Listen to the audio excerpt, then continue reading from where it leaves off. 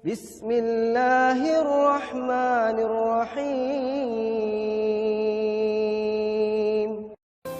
Janji Allah kepada orang yang berdoa. Makanya doa itu benar-benar senjata orang mukmin, melebihi senjata apapun yang dimiliki oleh seseorang. Paling dahsyat itu kalau punya doa. Jadi kalau orang yakin kepada Allah, maka dan keyakinan dia kepada Allah lebih besar daripada keyakinan dia kepada apapun, maka selama dia masih bisa berdoa kepada Allah, dia tenang. Ada masalah dikit, oh Ilahi. Ada masalah dikit, Ilahi. Ada masalah dikit, Rabbi. Terus saja. Ada masalah sepele apapun, minta ke Allah. Ada masalah apapun, minta ke Allah. Dan kata Nabi, janganlah kalian menjadi lemah dalam berdoa, karena sesungguhnya tidak akan binasa seseorang selama dia masih berdoa kepada Allah. Itu hadis Nabi dari Aisyah.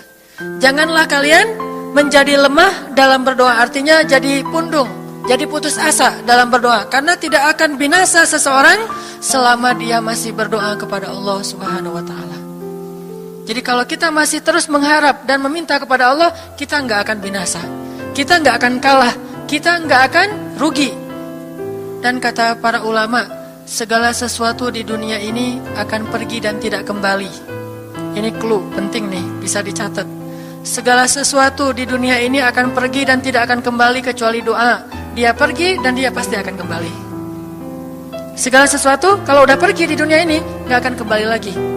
Kalau pergi di sini maksudnya pergi kepada Allah. Tapi kalau doa pergi ke Allah, dia pasti akan balik lagi kepada yang meminta. Satu-satunya yang pergi ke Allah dan kembali di dunia ini hanyalah doa. Makanya ayat ini kalau kita kasih judul adalah janji Allah kepada hambanya yang berdoa. Allah berjanji, apa kata Allah? Inni qaribun. Aku itu dekat. Maksudnya gak mungkin aku gak dengar doa kalian. Begitu kita berdoa, kita pikir, Allah dengar gak ya? Jangan-jangan kok doa saya belum diijabah, kayaknya Allah gak dengar yang kemarin, saya harus keraskan lagi suara saya.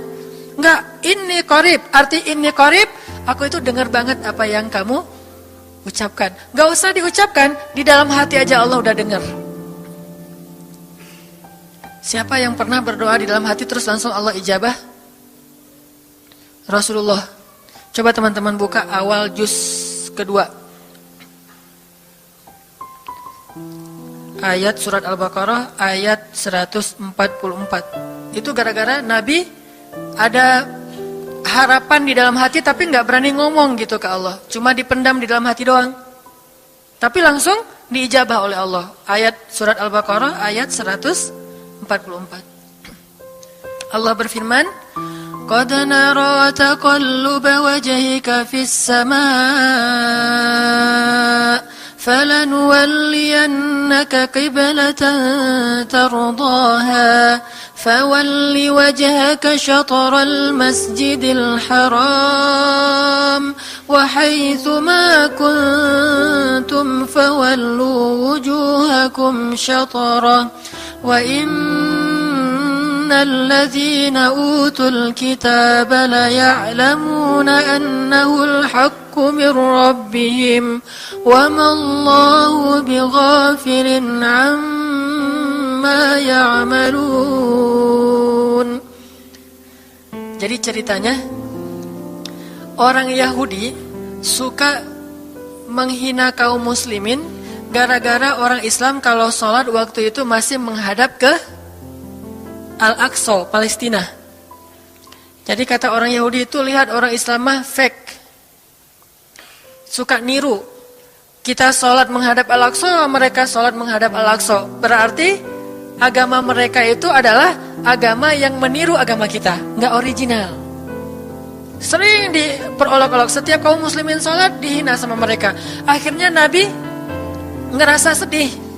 Wah, gimana ya caranya? Sehingga setiap sore Nabi berdiri di suatu bukit, kemudian lihat ke langit. Cuman nggak ngomong, gini aja ke langit. Membatin. Bayangin, pernah nggak teman-teman membatin ke Allah? Ini yang harus kita coba lakukan. Belajar membatin kepada Allah. Itu romantis banget. Jadi duduk sendiri. Allah, ngomong gitu dalam hati.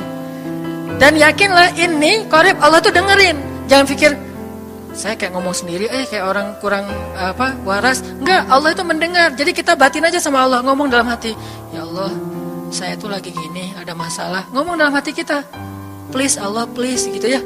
Nah, itu kalau kita membatin, inni qaribun wa asirru qaulakum aw ijharu bih innahu alimun bidzatis sudur.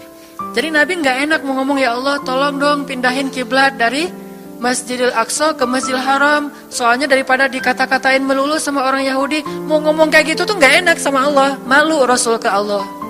Masa kiblat aja minta dipindahin. Akhirnya Nabi cuma ngelihat ke langit aja tiap hari. Udah selesai, pulang. Besok lihat lagi ke langit. Turunlah ayat ini. Sesungguhnya kami telah melihat bagaimana kamu selalu menengadahkan wajahmu ke langit. Maka kami palingkan kiblat ke arah yang kamu sukai. Coba lihat.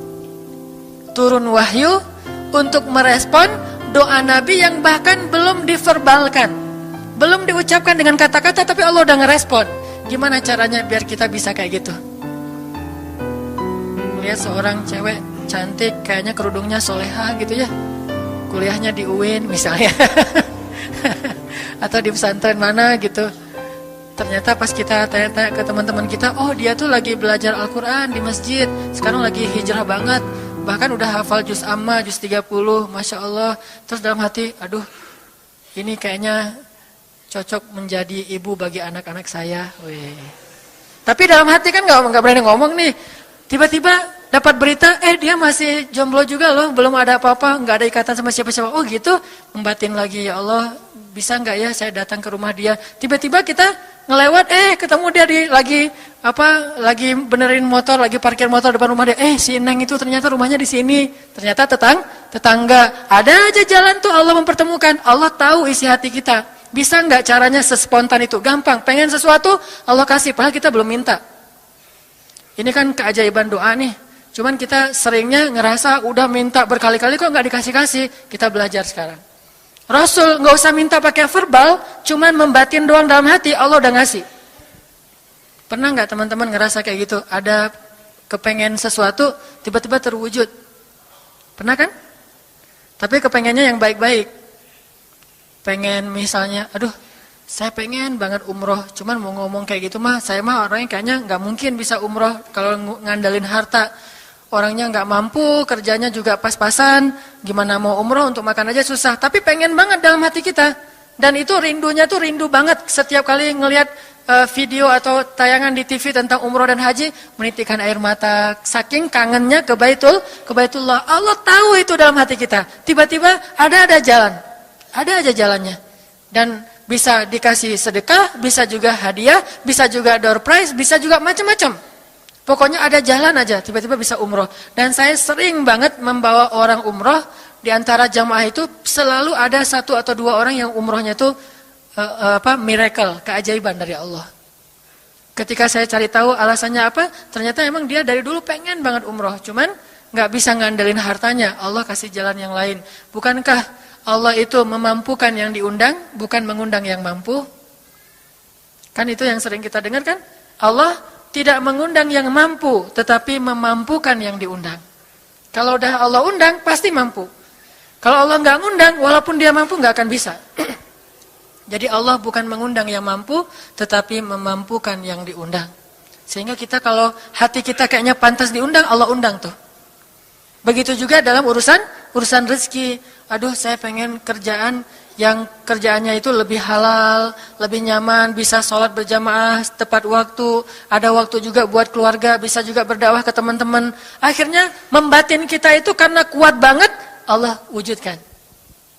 Ini artinya Allah qaribun, Allah maha dekat. Sehingga kalau kita pengen doa kita itu powerful, belajar dari as-thiqah billah. Tips pertama adalah as-thiqah billah. Percaya deh sama Allah.